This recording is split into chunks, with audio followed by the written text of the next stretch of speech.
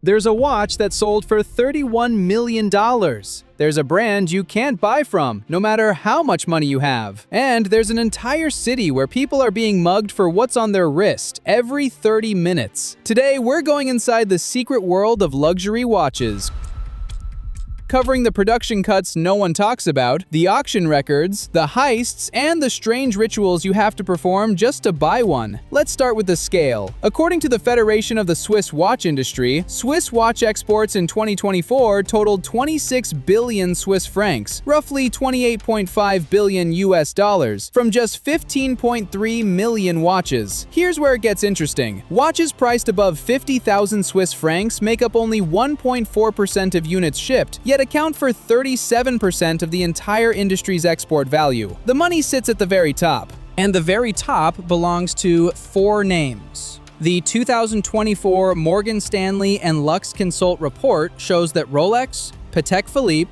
Audemars Piguet, and Richard Mille together control 47% of the Swiss watch market, up from 36.8% in 2019. The big got bigger, and they did it fast.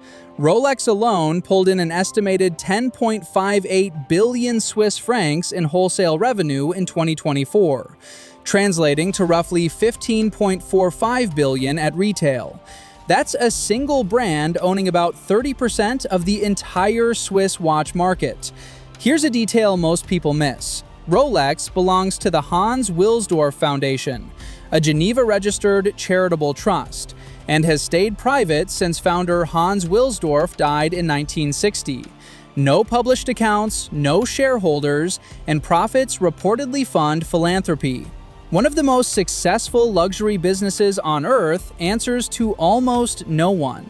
Analyst estimates put Rolex production at around 1.18 million watches in 2024, down from 1.24 million in 2023, the first deliberate production cut in years. Rather than chasing volume, the company lifted its average wholesale price from 11,500 Swiss francs in 2021 to over 13,000 in 2024. Less product, higher prices, longer wait lists. Which brings us to the part no one tells you about until you walk into the store. You cannot just buy the Rolex you want. Steel sports models like the Daytona, Submariner, and GMT Master II get allocated by authorized dealers based on your purchase history, meaning you have to buy other Rolex watches first, often less desirable ones, to earn the right to the one you actually want. Wait times have stretched from 6 months to 5 years.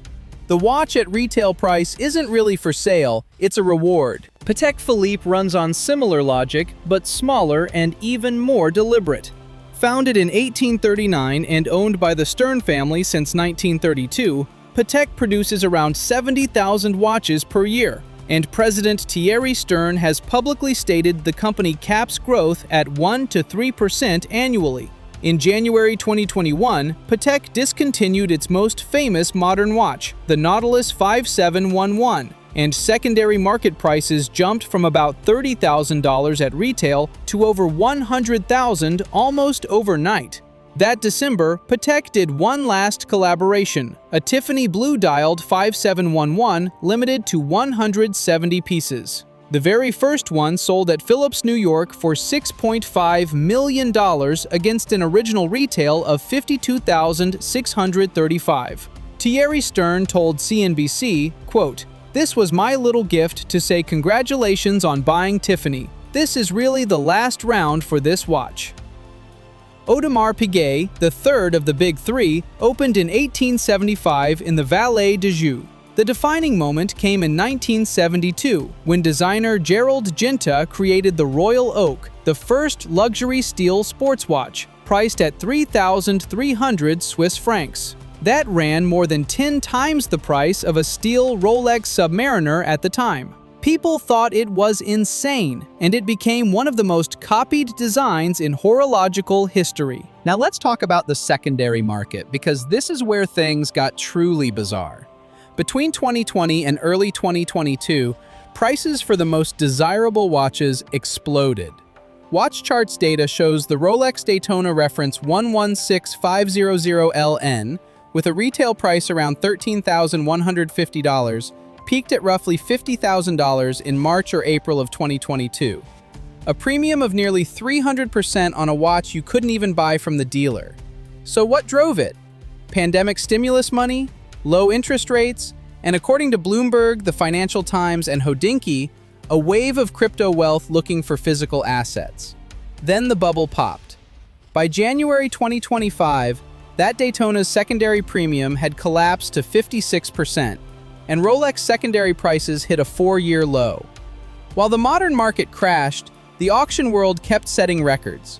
The most expensive wristwatch ever sold at auction is the Patek Philippe Grandmaster Chime reference 6300A-010, which sold at the Only Watch charity auction on November 9, 2019, for 31 million Swiss francs. The watch carries 20 complications, 1,366 parts, and reportedly took around 100,000 hours of research and development. Second place belongs to Paul Newman's own Rolex Daytona, sold at Phillips, New York on October 26, 2017, for $17.75 million.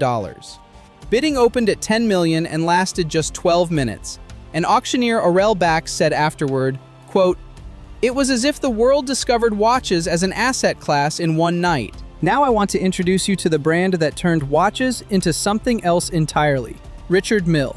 Founded in 2001 in partnership with Audemars Piguet, the brand produces only around 5,300 watches per year, yet generated 1.55 billion Swiss francs in revenue in 2024.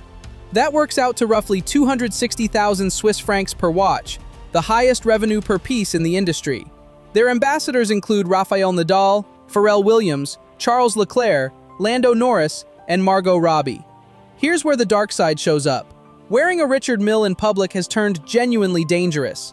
Charles Leclerc had a $320,000 RM67-02 stolen in Viareggio, Italy in April 2022 and chased the thieves down in his Ferrari. Lando Norris was mugged outside Wembley Stadium after the Euro 2020 final. Carlos Sainz, Sebastian Vettel, Sebastian Corda all got hit too. Industry tracker Rotation Horlogère reports that Richard Mille thefts climbed 150% globally between 2020 and 2022. The broader heist numbers are staggering. The watch register has logged over 80,000 stolen or missing watches worldwide, with a combined value exceeding £1 billion. Watch theft cases in England and Wales climbed from 6,696 in 2015 to 11,035 in 2022. London alone lost over 6,000 luxury watches to theft in 2022, with 600 disappearing in December of that year. Watchfinder CEO Arjen van de Waal put it bluntly, quote, "We calculate there's a watch robbery every 30 minutes." Beyond the big brands, there's an entire world of independent watchmakers operating at a different level. Philippe Dufour, working alone in the Vallée de Joux, produced only about 206 examples of his Simplicity model between 2002 and 2015. In December 2025, a pink gold Simplicity sold at Phillips, New York for $1.16 million, finishing 139% over its estimate. FP Journe produces around 1,000 watches per year. MB&F builds those sci-fi horological machines, around 300 per year. Grubel Forsey makes a piece called the Handmade One that requires approximately 6,000 hours per watch, roughly 3 person-years of labor. This entire world almost didn't exist. On December 25, 1969, Seiko launched the Astron in Tokyo, the world's first commercial quartz wristwatch, 100 times more accurate than mechanical watches and cheap to mass produce. The result was catastrophic for Switzerland.